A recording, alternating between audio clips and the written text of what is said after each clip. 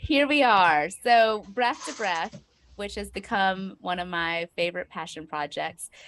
Today, I'm so honored and humbled to introduce you to David Bidler, president of Physiology First.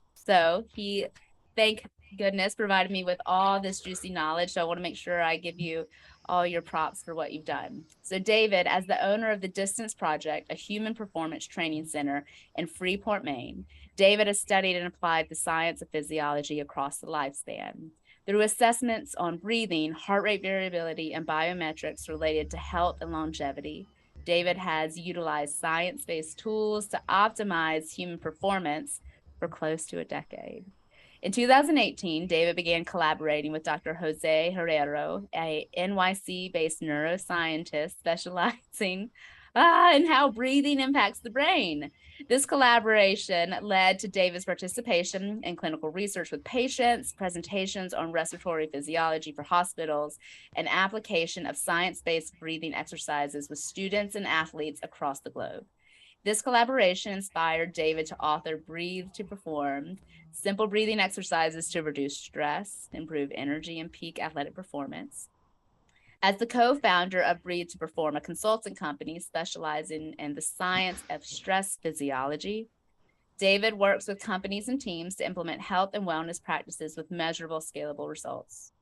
David was also instrumental in founding Physiology First in 2019 and quoted saying, "The greatest problem of our time is the mental health of the next generation of problem solvers. We need to employ every tool in the health, wellness, and performance training toolbox to give the leaders of tomorrow the skills and tools they need today." David is currently co-designing curriculum for the new Teachers Academy in Hoboken, New Jersey, as well as a worldwide professional development program, the Functional Physiology Certification, which helps educate and allied health professionals bring the Physiology First model to their private practices, schools, and communities. David, thank you so much for being here with me today. I'm very grateful and honored and excited. I love what you're doing, and I just can't wait to Ah, connect and just explore what led us both yeah. to explore breathing as this power tool for mental and physical health. It is. And I would say, like, Mhm. let's just start there. The question I really have enjoyed just asking all of my guests is, what is your breadth of origin story? Meaning, what led you, even like before all of this, like Mhm. what led you to explore breathing just more in depth, understanding that this is something so profound and powerful beyond the everyday understanding of what this is. Sure. Well, my origin story into movement and exercise and all of this is a little bit different from, I think, the more common story because I left school super early. I left school in the eighth grade. So I didn't have Oh, any school sport background. I didn't have any introduction to this from an exercise physiology perspective in high school or college. I never went to high school or college. I left school in eighth grade and walked out into the streets of New Jersey and figured, well, hell, I better learn something because I saw a lot of people struggling. I saw people out on the streets, people in jail, people in gangs. And so it seemed like yeah. I should probably learn something with no formal learning structure. I thought maybe I should like learn about me, like what I am, like a human being. Like how do I learn about my brain, my body, my mind? Could I study physiology and psychology informally? Can I learn from people who've thought about what it is to be human? And can I learn that ferociously? Because otherwise I may end up on the street. So I really had to ask from a survival skills perspective, how do I build a life without a formal trajectory? And it didn't go so well at first. I was 14 years old, or maybe 15. I ended up really, really, really on the other side of health. The other side of health, absolute illness. I was extremely overweight. I was very, very depressed. And when we talk about depression, when we work with young people, we're really working to understand the physiology first Oh, because we've yeah. looked at these concepts from a psychology first lens. And I can tell anyone that if you were living the lifestyle that I was living at 16, depression and anxiety are the normal physiological response to that particular lifestyle and that particular set of behaviors. So I was feeling about as bad as I could feel. And then if you want to tack on to that, 3 packs a day of Newport cigarettes. So I'm 16, and these were Newport 100s. I'm going to tell the audience if you have, they're just longer cigarettes. And then So eventually, too. Yeah. no, this is really God. wild. So Yeah. eventually, because my father, when he was alive, he would buy me packs of cigarettes. And eventually I had to procure the money to buy my own cigarettes. Mm-hmm. And I didn't have any money because I'd left school in the 8th grade and had yet to really find a life path. So I began smoking top tobacco. Now, top tobacco is, I think, what they sweep off the tobacco company floors, like the factory Oh, floors, wow. and package. So I was rolling my own cigarettes of top tobacco. And I thought at 17 that waking up in the middle of the night, gasping for air. I mean, waking up because I couldn't breathe and gasping for air until I could fall back asleep was somehow normal. That was the framework for health. I knew nothing about, Mm-hmm. I didn't have an archetype for high level human function. And I think that's true for many young people. And so the journey for me was a friend watching me fall apart physically, dragging me into a Brazilian jiu-jitsu gym one day and saying, and I made every excuse in the world. I was like, I'm too busy. He's like, you're not doing anything. Busy doing anything Yeah. at all. Like, you can't get away with it when you're doing absolutely nothing, And threw me into this jiu-jitsu gym. And I got pummeled in here. It was the Academy of Mixed Martial Arts, one of the best Brazilian jiu-jitsu training centers in the country by far. And I'm really blessed to have encountered Jay Jack, the amazing coaches there, Sean Durfee. And so I went in there, got just, pummeled. And I remember this defining moment in my life where somebody was on top of me and I started to tap out. So Brazilian jiu-jitsu, the way that jiu-jitsu, the way that you signal that you're out, you can't get out of the hold, is you tap. And so I started to tap, but I wasn't in a hold. I just couldn't breathe. I was that out of shape. And I'll never forget the guy on top of me after I tapped out, looking down and going, you sure?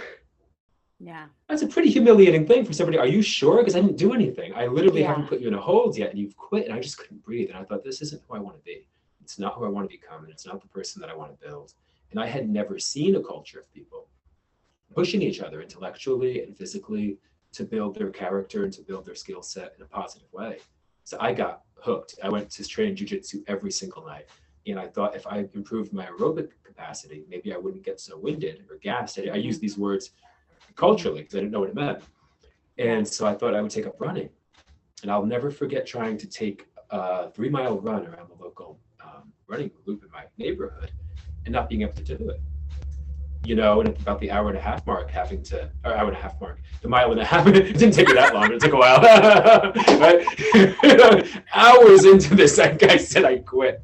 No, the mile and a half mark. I'm tracking, I'm following, yeah. Yeah. Just having to stop. And I thought to myself, well, what if I just stop chain smoking? Could that be helpful, right? And slowly putting these puzzle pieces together of what it feels like to take a full breath, what it feels like to feel vitality and energy in the morning, and what the value is in normalizing health and fitness.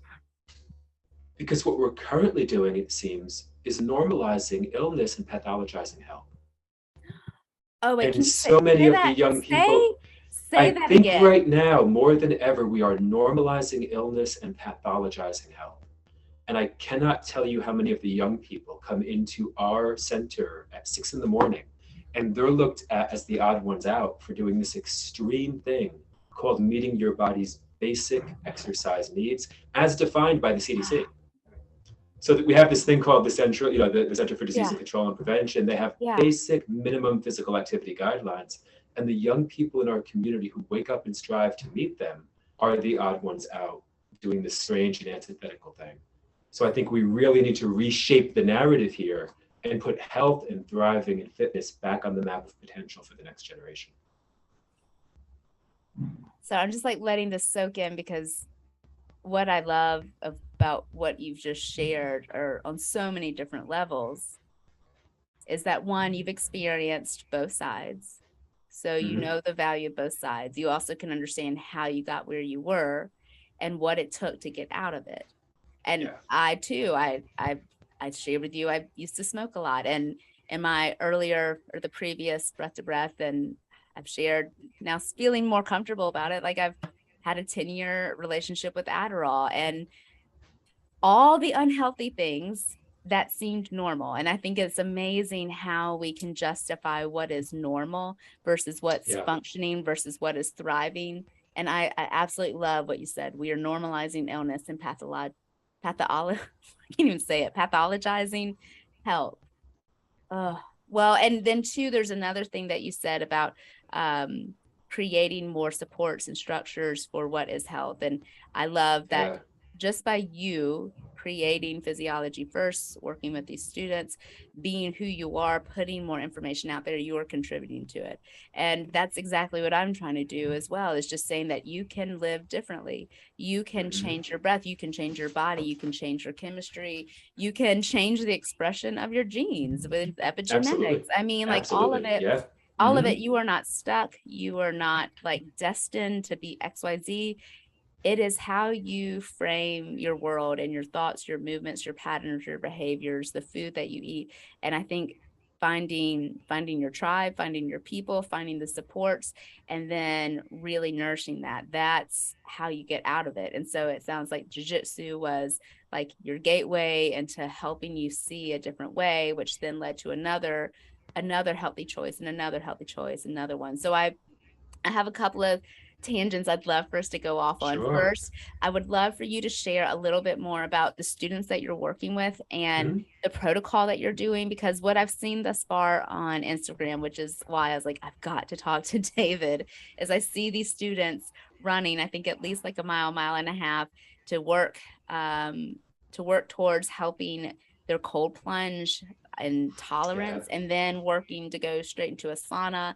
And essentially, what I'm gathering is that you're working on the eustress, you're working on basically priming the nervous system to be able to handle challenges in a healthy way versus like seeking immediate fixes. You're building that resiliency and then educating them on CO2 tolerance ways to help Mhm. and strengthen their body. But what am I missing? What have I not included in there? I would love to hear your side of what you're doing. No, that was a great description because Oh, I think that health is really easy if we have the humility to study the animal that we are. It isn't that hard. If you had a cat at home, there's everybody here listening to this that has a cat at home probably doesn't feed it cornflakes and malt liquor, right? There's probably I would imagine I'm going to make a really like a mental leap here that you feed it like cat food and give it water because you understand the biology of a cat. And if you have a plant here, you don't pour Coca-Cola in the plant to water the plant because you understand plant biology. And I oh think we gosh. understand more about our plants and our cats than ourselves. So Uh-huh. if we just had the humility to step back and say, boy, I wonder what kind of animal I am. The historian Yuval Harari talks a lot about the fact that our greatest competitive advantage, competitive as a species, why we're here, is our ability and has been our ability to cooperate and to tell stories about the future.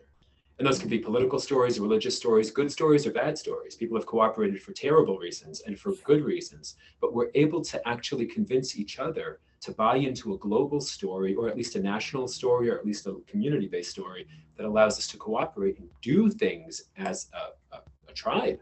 And Yeah. right now, with so much division in the info space, in the infosphere, right, you're seeing this nihilism and resentment and vitriol becoming the predominant marker of the social media landscape right now. And we can talk about that and its impact on teen mental health.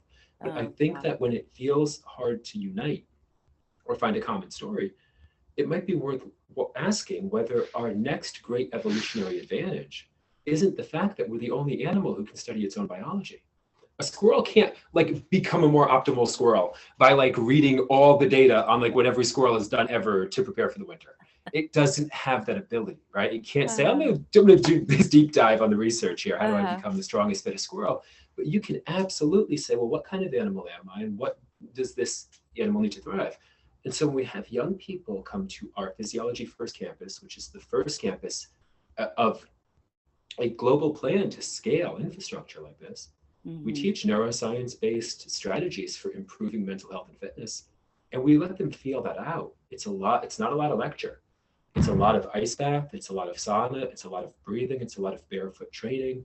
As soon as students come in and take their shoes off, you've exposed them to the 7,000 sensory nerves in the bottom of their feet, and suddenly they can feel where they are in space. That's the first lesson. There's no words at all. And then as soon as they can actually feel the ground and feel where they are in space, you can see how that electrifies, lights up the nervous system. You can see when someone is aware of their body and when they're tuned out. That first lesson, then you can have them warm up and just ask them, look, I want us to do a simple warm up. And I want you just to simply close your mouth and do it with nasal breathing. And then they start to, you can see them turn their awareness inside. And it's that first lens into interception, that first lens into being aware of our internal physiological state. Just get a group of people barefoot and breathing through their nose, moving back and forth. And you've moved mountains in terms of their awareness of what it feels like to be alive. That's free and easy to do. It just takes asking them to feel. I love how you're talking about education with no words, because that's how you fully grasp a concept, is like when you internalize it, when you integrate it into your actual fabric of being. And then how many nerves did you say were in the feet? 7,000. That's so many. So I always use the example, if I was teaching, because I've been coaching people for a decade, and it never occurred to me to put shoes on them. It just didn't occur to me. I never went to, because you started in jiu-jitsu, and I'm assuming you don't wear shoes. And you know what, it could be, but I also think, I say often, I think I dodged a bullet to a degree, because I've never learned to memorize, because I never went to school. So I had to fundamentally critically think about things to figure out what to do next. And if you're looking at the bones and the structure of the human foot, you're looking at the foundation for human movement, for feel, for connection, for supination and pronation, for the exchange of forces, for building a bones that are dense enough to support ourselves as we run, as we sprint, as we jump, as we land. So to leave that structure weak just never occurred to me. Like like I had building a mansion or something on a foundation of, I don't know, sand, right? Like at some point here, the Foundation's First model has to be part of our archetype for building the human body. And so it never occurred to me to close that off for these young people. And then what ends up happening that's really cool is, without you having to say very much, you can wait 2 or 3 months and say to students, hey, what are you enjoying? What's working for you? And then they can say to you, it's so cool training barefoot. It's so cool learning about my breathing. It's so cool learning these exercises that I can use before a test. You don't have to be up at the whiteboard like the sage on the stage.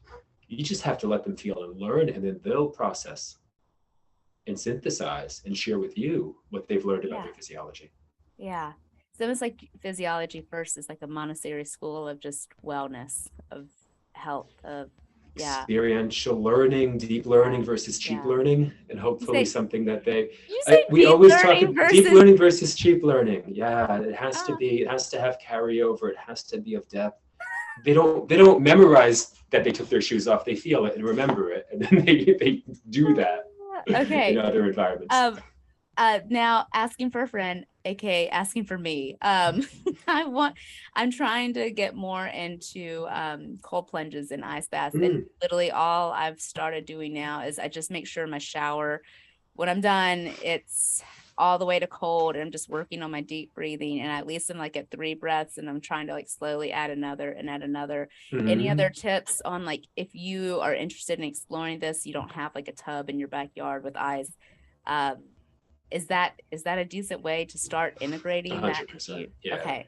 100%. The tip that I would give on that is because sometimes what happens for young people is they've actually been exposed to cold exposure through the most ridiculous and backwards mechanism ever, which is to throw them in it and expect them to suffer and then point and laugh at them. It doesn't work as an empowering mechanism for education. So they've had some coach say, hey, get ready, you're going in. Haha, isn't it cold? And it's like, well, everything about that is terrible. Every part of that process is terrible. You took one of the deepest learning experiences that fundamentally changes how our brains operate. There was a study of cold water immersion for 1 hour, which is quite a long time. But you saw 250%, 250 increase in dopamine that sustained throughout the day. Not that it sustained at the 250% level, but that dopamine increases throughout the day, correlated to more drive, correlated to changes in mood. So you're taking one of the greatest, I don't like to use the word antidepressant, because then we're framing things through a lens other than the lens of thriving. but you're literally building what is mood, Yeah. focus, drive. It's an incredible, incredible thing. So the advice that we give students is because they've often not been trained to thrive and to learn in the ice. Yeah. They've been thrown in it because somebody heard it would improve muscular recovery. So there's like no other lesson. Right. Is we always tell them, look, the goal here is you enter calm and then you hold the calm. Wow. You don't enter freaking out and then try to find it. You won't. Or if you do, you'll find it in this very shut down style way where you start to hyperventilate and then just kind of hold yourself and shut down and experience the suffering. I want you to manage your state, calm yourself, peak your focus, enter with agency, and then hold that state with the power that you have, which is your breath. That's the advice I would share is don't fight it. Yeah. So I'm just like taking a million notes. And then barefoot training, I started like just taking my shoes off as soon as I get home, but I haven't necessarily tried like running or, well, then also yoga. I mean, yoga, you don't wear shoes. So I've found great benefit in that. And maybe that's a whole nother aspect that I just never really thought about. I mean, I use cues about like sinking your heels, pushing your toes, spreading them, all those things, but I never really thought about truly what benefit you're getting with the shoes off. Well, this might be an interesting corner to turn just from a breathing perspective, because I think that it was Dr. Perry Nicholson who first said this. I'm not sure if it was, but he described the arch of the foot as the third diaphragm, and I think that that's absolutely accurate. So when you start to think about pressure mechanics of the human body, when I have people train, students or adults or a mix of them, picture a room, we have 10 or 12 people barefoot, and they're each leading their own warm-up. So I tell them to do the thing that makes them feel the most ready to move and to crush and kick some butt. And that gives me as a coach a great insight into how they want to move and what they need to do. Now, if 10 of them did the exact same thing, maybe my programming sucks. I mean, like, it's actually a window into what I'm having them do, because I'm having them do exercises that change the shape of their bones and body. That's what training is, right? But ideally, they do things somewhat unique to them. And when you can watch the entire gait mechanism, and you can see that on somebody's right foot, they're able to go from supination to pronation to resupination. They're able to absorb force on that entire side of their body. And we can imagine the pelvic diaphragm and thoracic diaphragm and this exchange of a three-pronged pressure management system. Then when on their left foot they land and they can't go from supination to pronation, you can actually watch the way that force is absorbed through that entire side of the body. So if I then have them do a box jump, I know what to expect in terms of their ability to absorb force on only one side of their body. If I send them running for 5 miles, I need to restore that mechanism, because it is the third diaphragm, it's the pressure management system. And we're an asymmetrical animal for a lot of different reasons. So I think just from the standpoint of being able to see what's happening, take someone's shoes off and you're going to get to see whether they can exchange pressure. And then you're going to get to see the other things. If we have toes squished together, unsquish them, because you can totally do that. And you want to do that early rather than later. So it becomes a lens into human movement and to human longevity. Wow. All right. Well, okay. Now I think I'm going to propose there's actually 4 diaphragms. So. Oh yeah, absolutely. Yeah. As I say, so for me, the tongue, 100% suction it up for intraoral pressure. So tongue, diaphragm, pelvic floor, and feet. I think there was somebody, I forget who it was, but was talking about the 12 diaphragms of the body, and they were talking about the cranial. Yeah, it was really, really interesting. Just thinking about what are we going to call a pressure management system for a fluid-based or fluid-filled upright animal? And it's like, wow, we're kind of full of water and pressure management. And I think that when you can get young people to recognize, I always tell them, you're not a teddy bear and you're not made of fluff. So inside of you, and that always blows their minds, because they never really thought, well, I have organs and gases and liquids.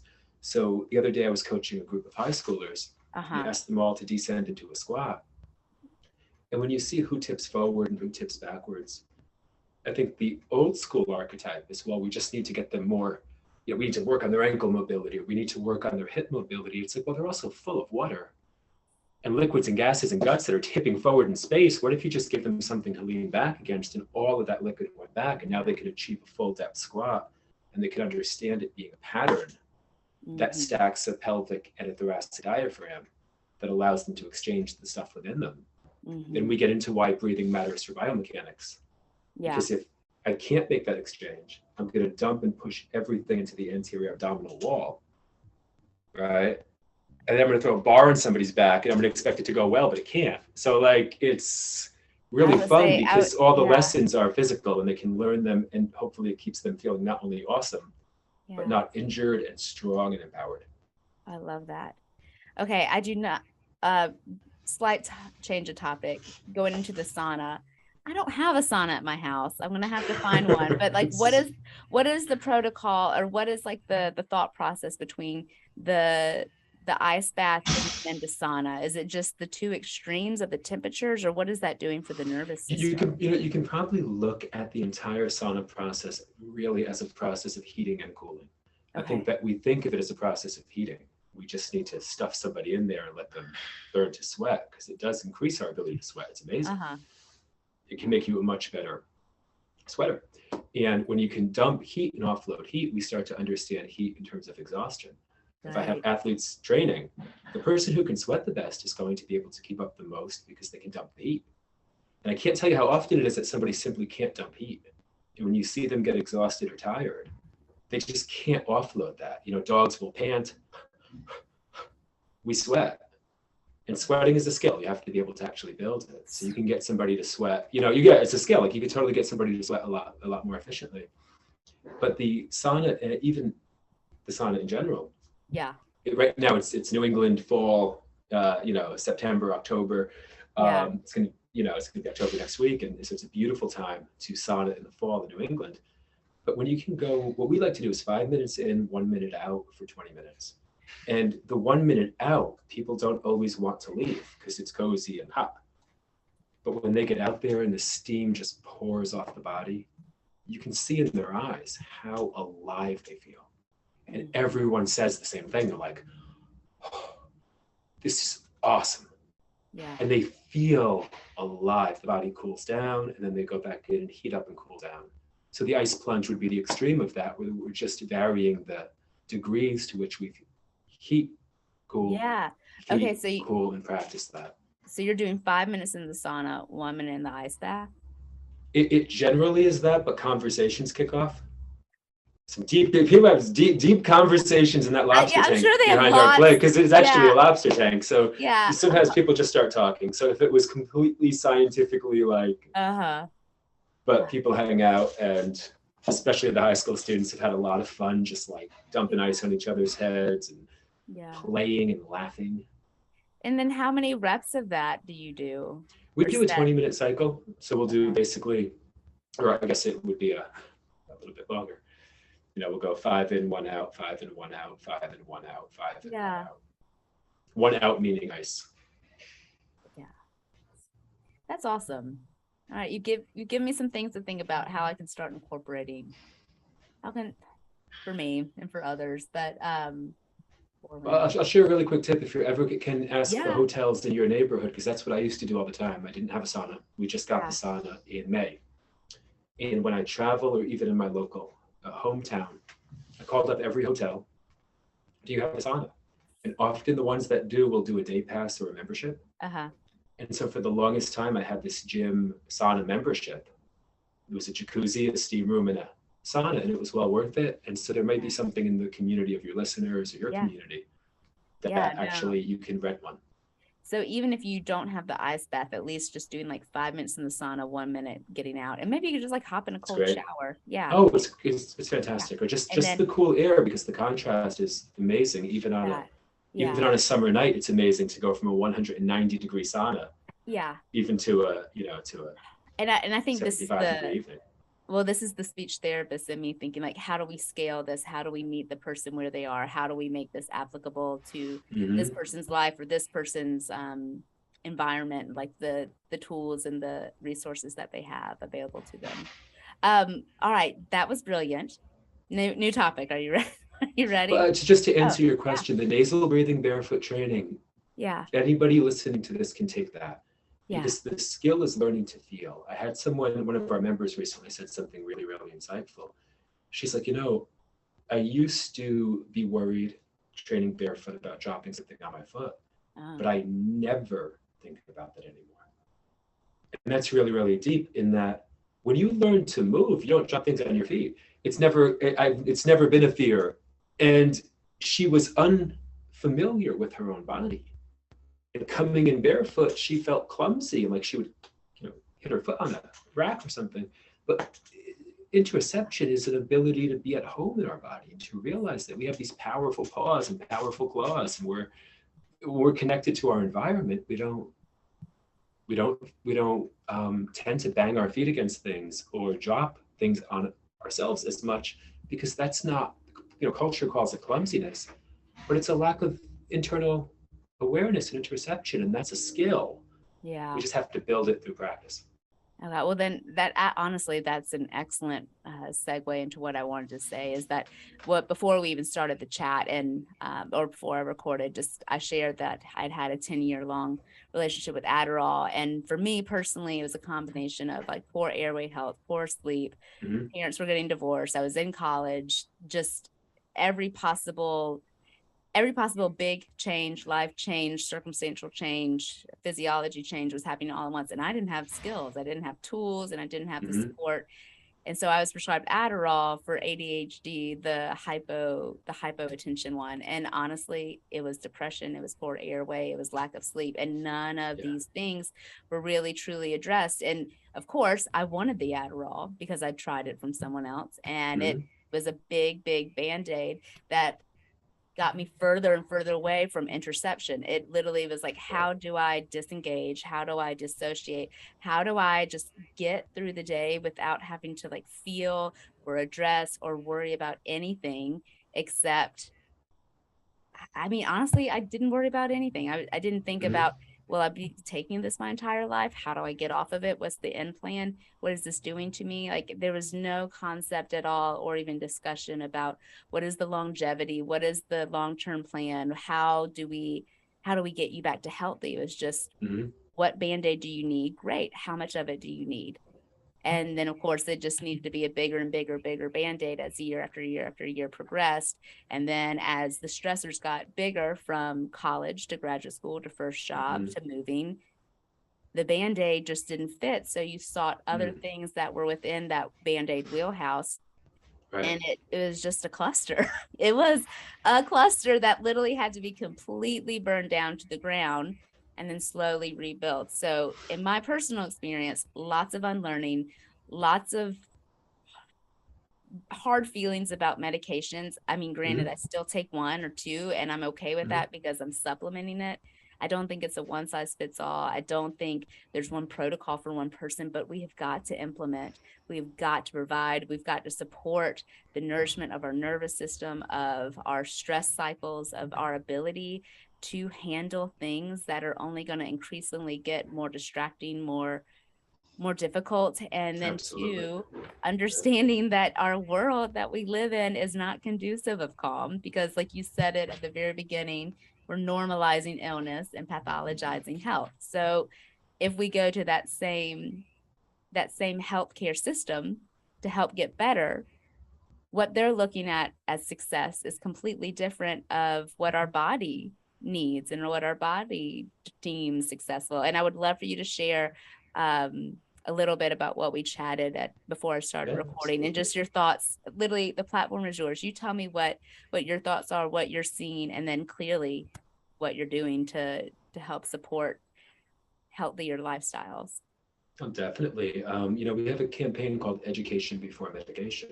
And it seems like a first principle thought process that I should know about my own stress physiology, and I should know what behaviors lead towards anxiety or depressive states. Yeah. And one of the challenges right now that we're having is this linguistic challenge.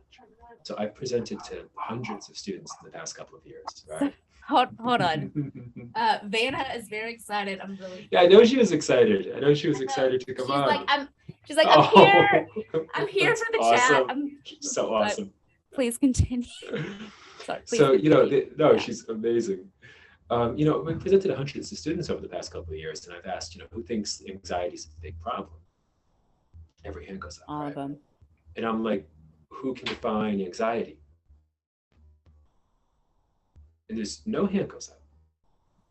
And it's like we're using this as a cultural blanket, an overarching statement that means anything and everything. It means Uh-huh. psychological worry about things that actually are problems in my life. It means maybe a pervasive existential crisis that we've dealt with in the history of time. It means physiological state dysregulation from the caffeine that I've ingested, the food that I've eaten, and the sleep I didn't get. And you can't beat everything, and you can't Uh, overcome everything. That's so overwhelming that it's actually anxiety provoking. So we get down to the physiology of the anxiety response. People don't say, I think I'm anxious. They say, I feel anxious. And we like to remind students that I think equals psychology, I feel equals physiology. You're feeling say that again. I think equals psychology, I feel equals physiology. Oh man. And when we can separate that out, we're not having this nebulous mashup of conversations that can't be actionized. There can't be a game plan to reduce anxiety because you've used terminology that allowed it to mean everything.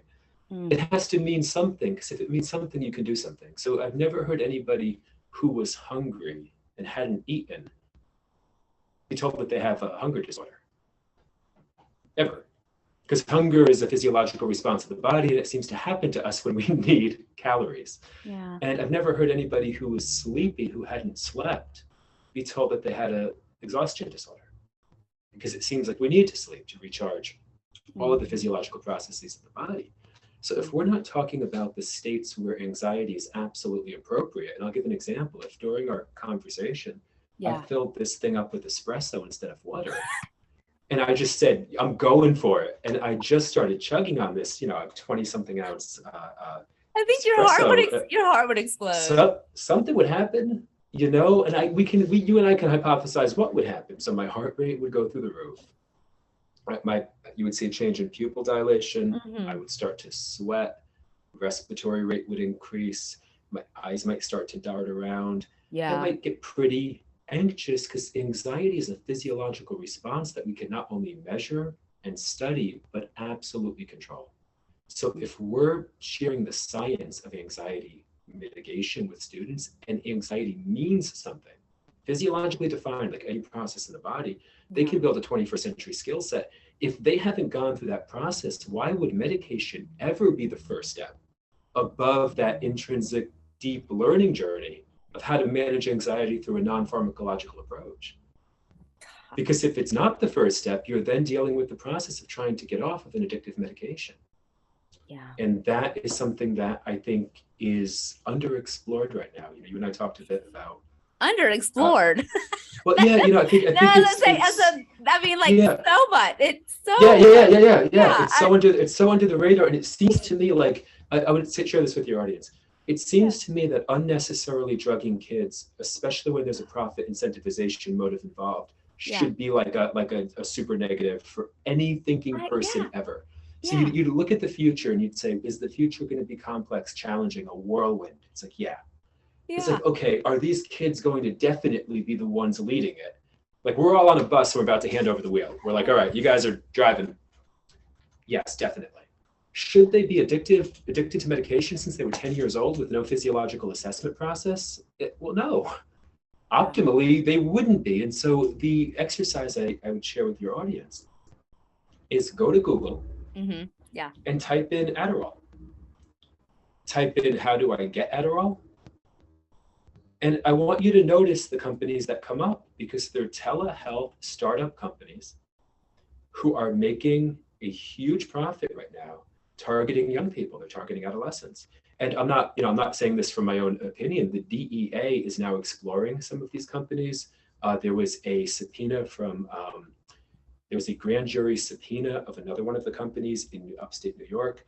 So this is happening in the Wall Street Journal. This is happening in Time Magazine. These are being covered. These stories are out there, but they don't get us for some reason socially as excited as other issues that people seem to be prioritizing their outrage, pointing their outrage towards.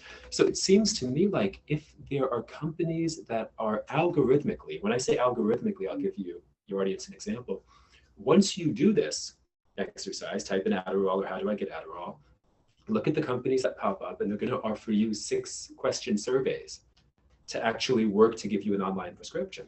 Oh, wow. If you're of the curious mind, go through the process, click on the survey, answer the 6 questions, and I can tell you what some of them are. One of them is, do you have a difficult time getting organized when tasks require a high level of organization? Well, yes, that's what makes it a high level of organization. It's above the normal level of organization. Those things like that are hard. Do you get fidgety when you're forced to sit for long periods of time? Yes, I'm an upright bipedal mammal and I like to move because I'm healthy and human. Yeah. That will not only give you access to a practitioner who in a 20-minute video consult will prescribe you Adderall, but it will also guarantee that that company pops up in your Facebook, your Twitter, your TikTok, your Snapchat, your Instagram, and your YouTube, and your email for months. I'm still getting emails constantly. I'm having done this thought exercise myself with students to say, what is this company? Because they raised a lot of money. They're making a lot of money. You can Google what their current evaluation is. And the kids that they're being the kids that they're targeting have not been taught the baseline physiology of attention, focus, memory, or anxiety. So if we can't take an education before medication approach, we're going to see a 21st century drug crisis that we absolutely could have prevented in our schools and our communities with baseline education on the human nervous system. Okay. Pandora's box. What do we do? What do we I love that you asked that because we are a super solutions focused organization. We can do a lot of things. Yeah. I want people to know one thing about our work. It isn't hard. Yeah. It's not hard and isn't overwhelming. If you put a cool thing in the community, kids like cool things. Yeah. So they show up and then they have fun doing cool things. And it seems like for a lot of young people, feeling awesome is a cool thing. Learning about their body is a cool thing, as long as it's tied to their actual life goals. You know, we're talking to young people about what it takes to thrive, not survive in the 21st century. How do you thrive? How do you approach your goals and get them? Because if it was easy to reach your goals, everybody around you would have reached the goals. It's enormously difficult, and you're going to run into barriers and barricades and challenges.